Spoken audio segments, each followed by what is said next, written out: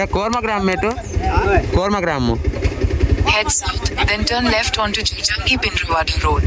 అటా ఇటు నుంచే వెళ్ళాము ఇటు నుంచే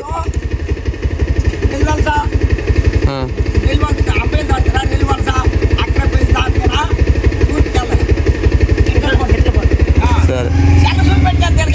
హాయ్ ఫ్రెండ్స్, ఈరోజు మనం ఒక వేదిక్ విలేజ్కి వెళ్ళబోతున్నాం. ఈ వేదిక్ విలేజ్ శ్రీకాకుళం నుంచి 40 కిలోమీటర్స్ దూరంలో కోర్మా గ్రామం అనే గ్రామానికి ఈరోజు వెళ్తున్నాం. ఈ విలేజ్కి వెళ్ళాలని చాలా రోజుల నుంచి అనుకుంటున్నాం. ఫైనల్గా ఈ రోజు అయితే వెళ్తున్నాం. మధ్యలో గొట్ట బ్యారేజ్ కూడా మేము చూసామన్నమాట. గొట్ట బ్యారేజ్ దగ్గరికి వెళ్ళి అక్కడ కొన్ని ఫొటోస్ దిగాం. ఒకసారి మీరు కూడా గొట్ట బ్యారేజ్ వ్యూ మొత్తం చూడండి ఎలా ఉందనేది.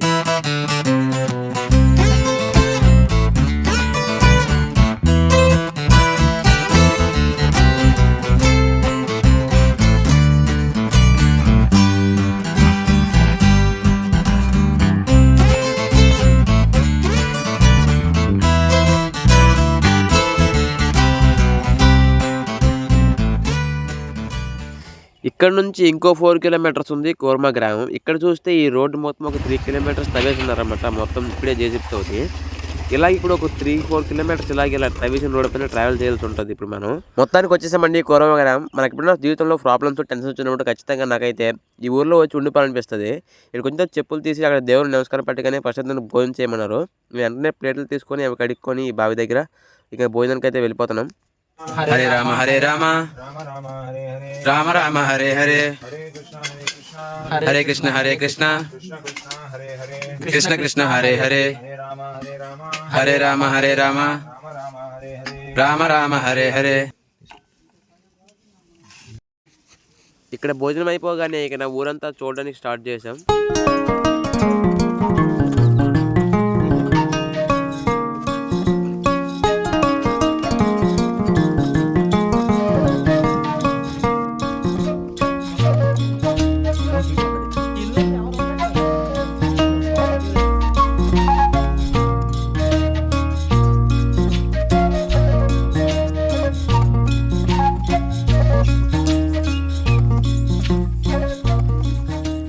ఇక్కడ ఒక మంచి భావన చూపిస్తాను చూడండి.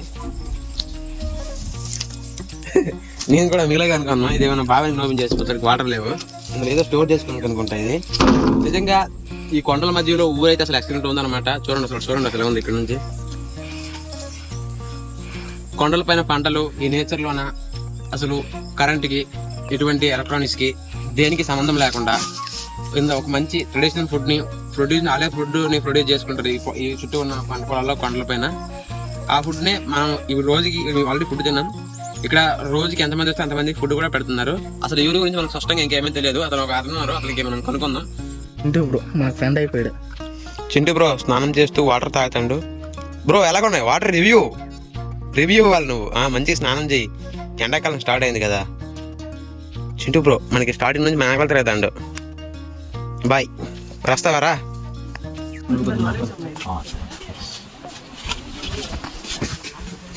ఈ ఊరు ఏదో ఇప్పుడు కొంచెం చూసి వచ్చాము. అంటే నాకేం తెలియదు కదా ఊరు గురించి. అది యూట్యూబ్ ఛానల్ కూడా ఉంది నాకు. అంటే మీరు మా ఊరు గురించి చెప్తే ఆ ఊరు చూసుకుంటే హరే కృష్ణ. ఇది కూర్మ గ్రామం అండి. కూర్మ గ్రామం వైదిక్ విలేజ్. ఇక్కడ ముఖ్యమైన సిద్ధాంతం సరళ జీవనం, ఉన్నత చింతన. ఇక్కడ జీవనం అంతా కూడా చాలా సరళంగా ఉంటుంది. ఇక్కడ ఫోన్ వాడము, కరెంట్ వాడము, ఇక్కడ టీవీలు ఉండవు, ఇంటర్నెట్ ఉండదు. సో ఈ విధంగా చాలా సరళమైన జీవనం జీవిస్తున్నాం. దేనికోసం అంటే సమయం మిగిలించుకోవడానికి అన్నమాట. అంటే ఇప్పుడు మీరు చూడొచ్చు బయట ప్రపంచంలో జనాల దగ్గర ఇప్పుడు మనం భగవద్గీత చదువుమని చెప్తే వాళ్ళు సమయం లేదంటారు. ఎందుకంటే వాళ్ళు ప్రతిరోజు ఒక 14 గంటలు 15 గంటలు కష్టపడుతుంటారు ఈ శరీరాన్ని పోషించడానికి, అవునా కదా. కానీ మనుష్య జన్మ మనకు దేనికోసం వచ్చిందంటే తెలుసుకోవడానికి అనమాట. అథతో బ్రహ్మ జిజ్ఞాస. అంటే మనం ఎవరు, భగవంతుడు ఎవరు, మనకి భగవంతుడికి సంబంధం ఏంటి, జీవితాల్లో కష్టాలు దుఃఖాలు ఎందుకు వస్తాయి, ఇవన్నీ దేనివల్ల జరుగుతున్నాయి, ఇవన్నిటిని ఎట్లా మనం ఆపేయాలనేది ఇవన్నీ తెలుసుకోవడానికి మనకి మనుష్య జన్మ వచ్చింది. కానీ సో దానికోసం మనం భగవద్గీత, భాగవతం లాంటి శాస్త్రాలు మనం చదవాలి. కానీ ఎప్పుడైతే మనం జనాలు చదవమంటే లేదు మాకు సమయం లేదంట. ఎందుకంటే వాళ్ళ శరీరాన్ని పోషించడానికి ఎంతో కష్టపడుతున్నారు, రైట్. ప్లస్ కానీ మనకు జీవించడానికి కేవలం 3 మనకి కావాలి. ఏంటంటే అది మనకి తినడానికి ఆహారం కావాలి, వేసుకోవడానికి బట్టలు కావాలి, ఉండడానికి ఇల్లు కావాలి, అవును కదా. ఈ 3 ఉంటే హ్యాపీగా జీవించవచ్చు మనం, అవునా కదా. కానీ ఈ ఫోన్ కోసము, ఏసీ కోసము, ఫ్రిడ్జ్ కోసము, టీవీ కోసం, దీనికోసం ఎంతో కష్టపడాల్సి వస్తుంది, అవునా కదా. కానీ అవన్నీ లేకుండా కూడా జీవించవచ్చు, అవునా కదా. పూర్వం అవన్నీ లేవు కదా. సో అవన్నీ లేకుండా కూడా జీవించవచ్చు, హ్యాపీగా జీవించవచ్చు. కానీ ఇప్పుడు ఏంటంటే అనవసరమైన విషయాల కోసం ఎంతో కష్టపడి మనం ఏదైతే దేనికోసం అయితే మన మనిషి జన్మ వచ్చిందో, ఏదైతే ఉద్దేశం ఉందో మనిషి జన్మ, అది మనం కోల్పోతాం, అది మనం పూర్తి చేయట్లేదు అనమాట. ఆ మనిషి జన్మ ఒక బాధ్యత ఏదైతే ఉందో దాన్ని మనం పూర్తి చేయట్లేదు. సో మనిషి జన్మ బాధ్యత ఏంటంటే ఇవన్నీ తెలుసుకోవాలి. అసలు మనం ఎవరు, ఎక్కడి నుంచి వచ్చాం, దేనికోసం వచ్చాం, భగవంతుడు ఎవరు, మనకి భగవంతుడు సంబంధం ఏంటి, ఎందుకు జీవితాలు కష్టాలు దుఃఖాలు వస్తాయి, ఇవన్నీ తెలుసుకోవాలి, భగవద్గీత చదివి తెలుసుకోవాలి. కానీ అది చేయట్లేదు, ఈ జనరేషన్ చేయట్లేదు. ఎందుకంటే ఈ శరీరాన్ని పోషించడానికి ఎంతో సమయం పోతుంది వాళ్ళకి, అవును కదా. అప్పుడు పొలంలో బతికినంత తృప్తిగా ఎవరు బతకడం లేదు. అదే, సో ఇప్పుడు సరే మీరు అంతా కష్టపడుతున్నారు, డబ్బులు సంపాదిస్తున్నారు, ఫోన్లు కొంటున్నారు, టీవీలు కొంటున్నారు, ఫ్రిడ్జ్లు కొంటున్నారు, అన్ని చేస్తున్నారు, పెద్ద పెద్ద షాపింగ్ మాల్లు ఉన్నాయి, రెస్టారెంట్లు ఉన్నాయి, సినిమా థియేటర్లు ఉన్నాయి. కానీ జనాలు సుఖంగా లేరు, హ్యాపీగా లేరు, సంతోషంగా లేరు, అవును కదా. ఎంత డబ్బు సంపాదించినా కూడా సో అంటే దాని అర్థం ఏంటంటే ఇవన్నిట్లో సుఖం లేదు.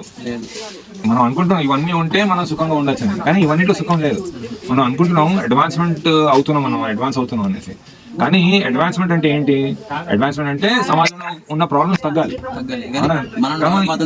సరిపోతున్నాయి. సో అది నిజమైన డెవలప్మెంట్ కాదు, నిజమైన అడ్వాన్స్మెంట్ కాదు అనమాట. పూర్వకాలంలో మీరు చూడండి, చాలా హ్యాపీగా బతికేవారు, 90, 100 పైన జీవించేవాళ్ళు, ఆరోగ్య సమస్యలు ఏమి లేకుంటుండే, మంచి గాలి, మంచి నీళ్లు, మంచి ఆహారం అంతా కూడా చాలా బాగుంటుండే. ఇంకా భగవంతుడి గురించి కూడా వాళ్ళు తెలుసుకునేవాళ్ళు అనమాట. సాయంత్రం అయిందంటే రామకథ, రామాయణము, మహాభారతం వినేవాళ్ళు, అవునా కదా. కానీ ఇప్పుడు ఈ టీవీలు, ఫోన్లు, రీళ్లు, అవునా కదా. రాత్రిపూట ఎప్పుడు పడుకుంటున్నారు వాళ్ళు కూడా తెలియదు, 1 గంట 3 గంటలకి నిద్రపోతున్నారు. రాక్షసులు రాత్రిపూట పడుకోకుండా మేల్కొని ఉంటారు అనమాట. మనుషులు అయితే రాత్రి నిద్రపోతారు. మీరు ప్రకృతిలో చూడండి, ఏ జంతువు అయినా, ఏ పశు, ఏ జీవి అయినా సాయంత్రం రాత్రి అయిందంటే ఏం చేస్తారు? వాళ్ళు నిద్రపోతారు, పడుకుంటారు కదా. మనం ఏం చేస్తున్నాం? టీవీలు, ఫోన్లు, పార్టీలు అన్ని చేసుకుంటాం, అవునా కదా.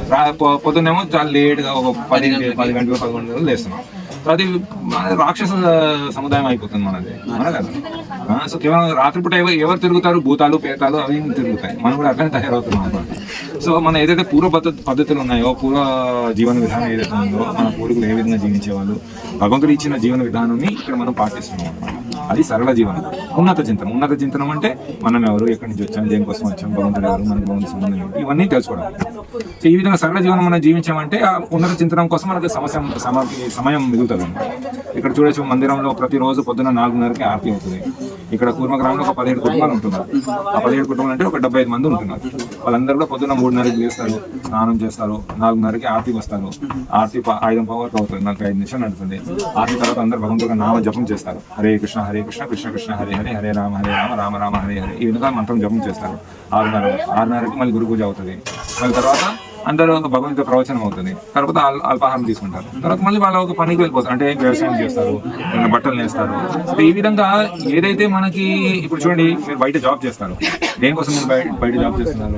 డబ్బులు. ఆ డబ్బులతో ఏం చేస్తారు? మీరు తిండి, కావాల్సిన తిండి కొంటారు, కావాల్సిన బట్టలు కొంటారు, కావాల్సిన ఇల్లు రెంట్ కట్టుకుంటారు, అవునా కదా.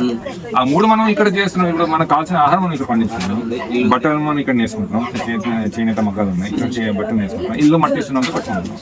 ఈ 3 ఏదైతే అవసరాలు ఉన్నాయో పూర్తిగా అయిపోతున్నాయి, చాలా మంచిగా, చాలా సరళంగా, చాలా సులభంగా అయిపోతున్నాయి. ప్లస్ మనం ఇప్పుడు బయట మీరు తింటున్న ఫుడ్ అది బాగుందా చెప్పండి? అంత కెమికల్ పాయిజన్ ఫుడ్. నీళ్ళు తాగుతున్న నీళ్ళు బాగున్నాయా? లేదు. మీరు శ్వాసం తీసుకున్న గాలి బాగుందా? లేదు. మనసు బాగుందా? అందరిది మనసు కూడా బాగాలేదు, ఎవరిది బాగాలేదు. అంత టెన్షన్, స్ట్రెస్, సూసైడ్లు, అవునా కదా. సో అంత కష్టపడి మీ జీవితం కూడా మనకి బాగా లేకుండా అప్పుడు లాభం ఏముంది అట్లా జీవనం జీవించి, అవునా కదా. సో ఇక్కడ మీరు చూడొచ్చు, అవన్నీ సౌకర్యాలు లేవు. ఇక్కడ పెద్ద పెద్ద షాపింగ్ మాల్, సూపర్ మార్కెట్ ఇవన్నీ లేవు. సో ఇక్కడ సినిమాలు లేవు, ఫోన్ లేవు, ఇంటర్నెట్ లేదు, టీవీ లేదు, కరెంట్ లేదు, ఫ్రిడ్జ్ లేదు, వాషింగ్ మెషిన్ లేదు. కానీ జనాలు చాలా ప్రశాంతంగా, చాలా సంతోషంగా, చాలా ఆనందంతో ఇక్కడ జీవిస్తారు. ఎందుకంటే అందరు ఇక్కడ ఉన్న వాళ్ళు అందరూ కూడా భగవంతుడు సేవ చేస్తున్నారు. ఇక్కడ వ్యవసాయం చేసినా కూడా, వ్యవసాయం చేసేటప్పుడు వాళ్ళు దున్నేటప్పుడు, విత్తనాలు వేసేటప్పుడు భగవంతుడికి నామం తీసుకుంటూ చేస్తారు, భజన పాడుతూ చేస్తారు. ఆ వచ్చిన పంట కూడా భగవంతుడు నైవేద్యం పెట్టి ప్రసాదం స్వీకరిస్తున్నారు. ఈ విధంగా ఇక్కడ పూర్తిగా భగవంతుడి కోసం వాళ్ళు పనిచేస్తున్నారు అనమాట. ఈ ఊర్లో ఎవరైనా కొత్త వాళ్ళు ఉండొచ్చు, రావచ్చు. ఇక్కడ కొన్ని నియమాలు ఉంటాయి, నియమాలు పాటిస్తే ఎవరైనా వచ్చి ఉండొచ్చు. ఇట్లా చెప్పండి, పొద్దున్న 4:30 ఆర్తికి రావాలి, జపం చేయాలి, ప్రవచనం వినాలి. ఆ విధంగా జీవిస్తే వాళ్ళు కరెంట్ లేకుండా ఉండొచ్చు, 2-3 రోజులు కూడా ఉండొచ్చు. పర్మనెంట్ అంటే ఒక 1 year అబ్జర్వేషన్ ఉంటుంది. ఎవరైనా పర్మనెంట్గా ఉండాలంటే వాళ్ళకు ఒక 1 week, ఒక 10 days, ఒక 1 month, ఒక 1 year వరకు అబ్జర్వ్ చేసి వాళ్ళు అన్ని నియమాలు సరిగ్గా పాటిస్తున్నారంటే వాళ్ళకి పర్మనెంట్గా ఇక్కడ ఉండడానికి ఇస్తాం.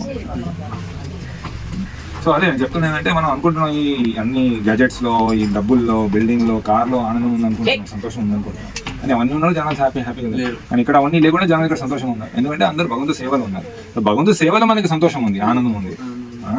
కానీ జనాలు బయట భగవంతు సేవ చేయకుండా మీకు అన్నీ చేస్తున్నారు, అందుకే వాళ్ళు ఆనందంగా లేరు అనమాట. అవన్నీ చేయకుండా కేవలం భగవంతుడు సేవ చేశారంటే వాళ్ళు కూడా చాలా హ్యాపీగా జీవించవచ్చు. ఇంకేమైనా ప్రశ్న ఉందా? సో ఈ కూర్మగ్రామం ఒక 60 ఎకరాల స్థలం ఉంటుంది. ఇక్కడ ముఖ్యంగా చెప్పాం కదా వ్యవసాయం, పూర్వ ఏదైతే వృత్తులు ఉన్నాయో అవన్నీ కూడా ఇక్కడ చేస్తుంటారు అనమాట. ఇక్కడ మనం తినే ఫుడ్ మొత్తం ఇక్కడ నుంచే కూర, పప్పు మీరు ఏదైతే తిన్నారో ఇవాళ అంతా ఇక్కడ పండించింది. ఇక్కడ పిల్లలు కూడా గురుకులం ఉంది. ఇక్కడ పిల్లల కోసం గురుకులం ఉంది. ఇక్కడ గురుకులంలో వాళ్ళకి అనవసరమైన విషయాలు వాళ్ళకి నేర్పాము మనం. స్కూల్లో ఎన్నో అనవసరమైన విషయాలు నేర్పిస్తాం అవునా కదా. సో వాళ్ళకి ఏదైతే జీవితం కోసం సో స్కూల్లో ఎన్నో అనవసరమైన విషయాలు నేర్పిస్తుంటారు. అనవసరం టైం వేస్ట్ అంటారు. వాళ్ళంతా చదువుకున్న తర్వాత ఏమైనా గ్యారెంటీ ఉందా జాబ్ వస్తుందని? గ్యారెంటీ లేదు. వచ్చిన జాబ్ ఉంటుందని గ్యారెంటీ ఉందా? లేదు. మళ్ళీ మీరు చదువుకుంది పని చేస్తున్నారా? లేదు. చదువుకుంది ఒకటి, పని చేస్తుంది అది అవునా కదా. వాళ్ళంతా పని చేస్తుంది, వాళ్ళకి సాటిస్ఫాక్షన్ ఉందా? జాబ్ సాటిస్ఫాక్షన్ ఉందా? అది కూడా లేదు అవునా కదా. సో ఒకవేళ జాబ్ రాకపోతే ఏం చేయాలి వాళ్ళకి తెలియదు జీవితంలో అవునా కదా. అంతా చదువుకున్న తర్వాత జాబ్ రాకపోతే ఏం చేయాలి వాళ్ళు కూడా ఐడియా లేదు.